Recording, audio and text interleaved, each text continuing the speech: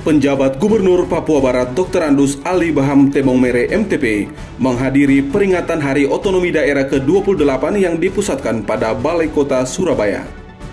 Bertindak selaku Inspektur Upacara, Menteri Dalam Negeri Republik Indonesia Muhammad Tito Karnavian dengan mengusung tema sentral Otonomi Daerah Berkelanjutan menuju Ekonomi Hijau dan Lingkungan yang Sehat dihadiri ratusan kepala daerah se-Indonesia Kamis 25 April 2024. Dalam amanatnya, Mendagri menerangkan bahwa ekonomi hijau yang berkelanjutan merupakan tekad negara untuk memperkokoh komitmen tanggung jawab pembangunan di Indonesia. Hal tersebut menjadi penting, pasalnya Indonesia merupakan salah satu negara dengan kekayaan sumber daya alam, sekaligus dapat menerapkan promosi ekonomi ramah lingkungan, bakal menjadi warisan bagi generasi penerus. Tahun ini tentang ekonomi hijau dan berkelanjutan ramah lingkungan merupakan tekad kita untuk memperkokoh komitmen tanggung jawab dan kesadaran pemerintah, termasuk pemerintah daerah, akan amanah untuk membangun keberlanjutan dan pengelolaan Indonesia, termasuk sumber daya alam dan hidup. Dalam rangka untuk mempromosikan model ekonomi ramah lingkungan, sekaligus menciptakan pembangunan dan keberlanjutan untuk generasi muda mendatang.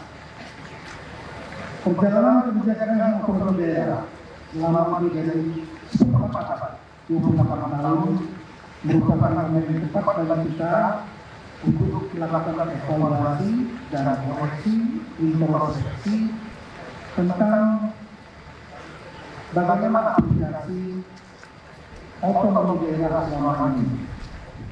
Penjabat Gubernur Ali Baham Temong Mere yang diwawancarai usai mengikuti upacara juga mengemukakan pandangan terhadap daerah otonom di Indonesia. Ia mengungkapkan sesuai penjelasan Mendagri dapat dilihat bersama perkembangan dan evaluasi penyelenggaraan pemerintahan daerah selama 28 tahun. Di samping itu, untuk tanah Papua, pemerintah pusat juga telah memberikan perhatian melalui mekanisme daerah otonomi khusus hingga jilid kedua. Ia berharap ke depannya roda pemerintahan di daerah dapat berjalan lebih maksimal.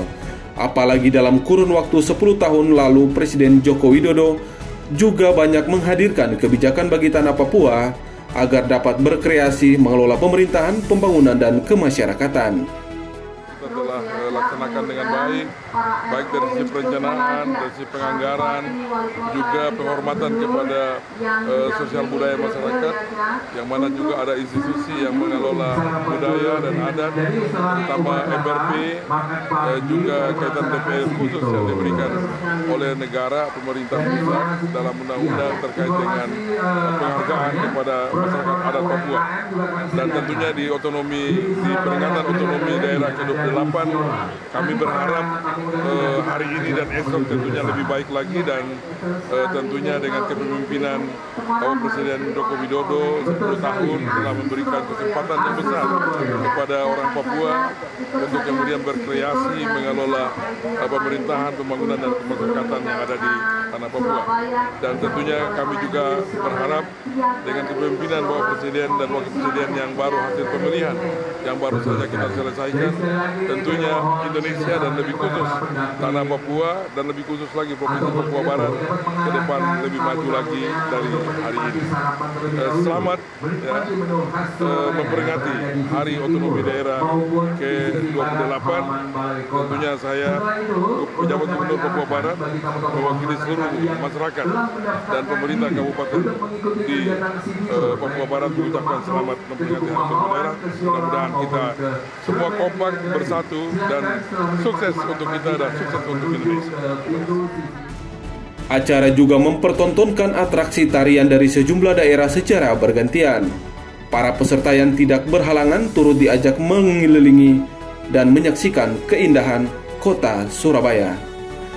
Dari kota Surabaya, Jawa Timur, Media Diskominfo Papua Barat melaporkan.